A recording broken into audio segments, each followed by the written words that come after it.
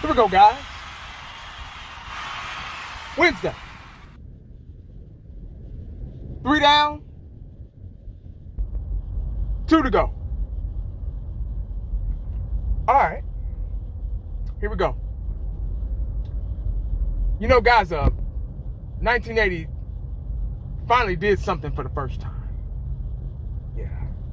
I finally did something for the very first time.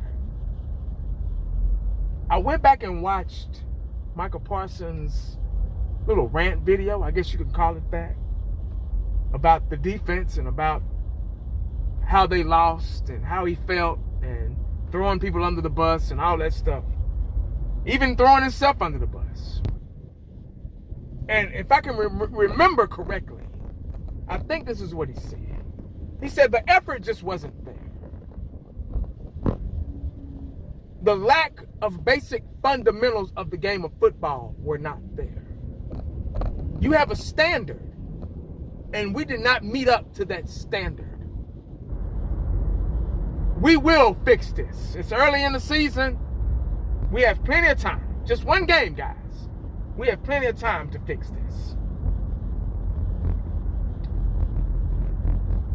I've back in the day, when we were winning Super Bowls, I repeat, back in the day when we were winning Super Bowls, you had a multitude of Cowboys who had different shows, radio shows, and they didn't have internet and podcasts and stuff back then, so none of this 65 shit we're doing right now didn't exist. All you had was radio stations, the Dallas Morning News, the Fort Worth Star-Telegram, Dallas Times-Herald back in the day. That's all you had. Everything was in black and white. Or everything was on the radio waves. That's it. No Facebook, no Instagram, no YouTube, no X or whatever, Twitter, whatever the bullshit is. None of this 65 shit we got now. You had different Super Bowl winning players who had different radio stations. Not radio stations, radio shows. And they would have, Nate Newton, Troy Aikman, Emmitt Smith. Emmitt Smith and Michael Irvin would kind of team up sometimes. And, but you had your regulars like Daryl Moose Johnston and Troy Aikman and Nate Newton and, guys like that. And they would talk about different things. And they would say what they needed to work on and what we needed to do and how Coach Jimmy Johnson approached certain things. And, if I can remember correctly. But the difference is, the big difference is, guys, very simple. The difference between them and the players today on this Cowboy team, they won Super Bowls. They were winners. They made sure what they did was perfection, almost perfection in every way. So that's why it took every bit of me to listen to Micah Parsons' podcast. Because what you say is really irrelevant to me. Anybody can talk. Yeah.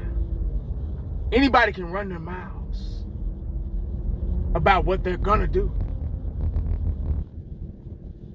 Yeah. Anybody can do it. Every jabroni has a YouTube channel. Everybody can run their fat mouths. Yeah. Even myself. We can all do it. Cowboys, the Dallas Cowboy players, they have a voice now. Yeah. But it doesn't hold too much stock because they're not winners. You can ride up and down the street all day long. You can knock on people's doors. You can send letters in the mail. You can email me, text, send a message through Facebook, Instagram, all those social media platforms that I just named. You can tell everybody what you're going to do, how you're going to work on this, how you're going to work on that.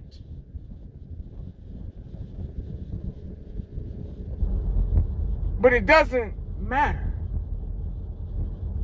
until you have receipts. I repeat, it doesn't matter until you have receipts, proof, a resume of winning. And not just winning Super Bowls. Then that's when you can talk. Then that's when you can run your mouth. Because you have a backbone then. You have collateral. You have a voice. You have something. Well, I got a Super Bowl, so, you know. You've won the ultimate prize. You've worked hard all the way through preseason, regular season, postseason. Yeah, to the promised land. And you've won a Super Bowl. You've won a championship for your city. You're a representation of Dallas, Texas, of the DFW Metroplex.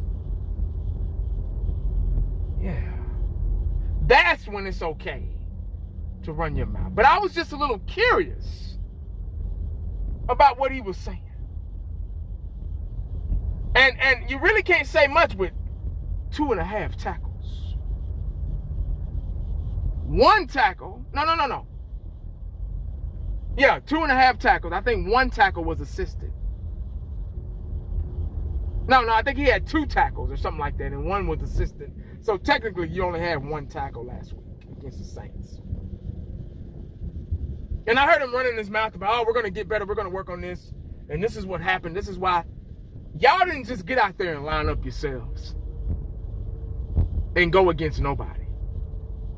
Y'all were a beaten team. They beat y'all on every platform. They beat y'all all across the board. They're the reason why you had a bad game. Not just you making mistakes and, you know. No. They get paid to play too. They were a better team. They were better equipped to win that game. They had better players that night or that day, whatever. They had better coaching that day. Everything about them was better than the Cowboys on that day.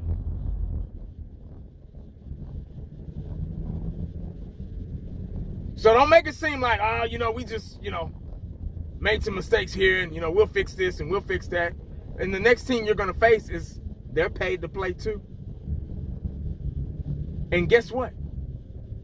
They went back and watched. Guess what the Dallas Cowboys did?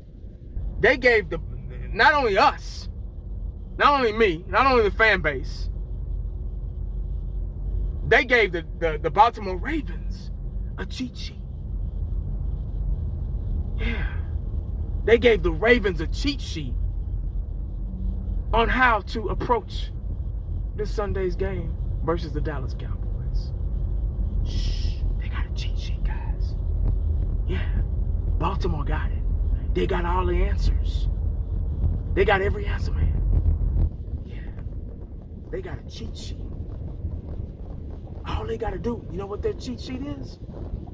Go back and watch that game. Go watch film.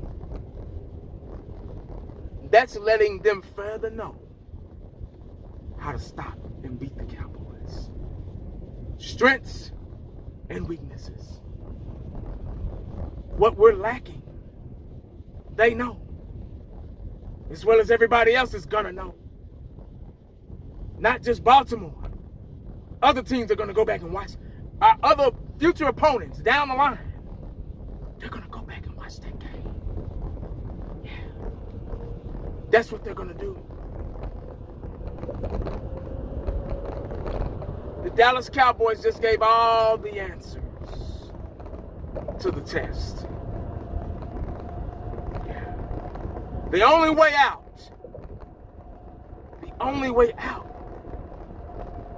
of somebody copying off your paper is to switch everything up. Start back to the drawing board. Yeah. That's the only way. Because your secret is out.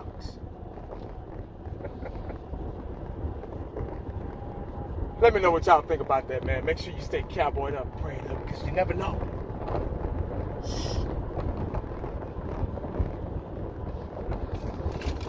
Got cheat sheet. You never know what the day is going to bring.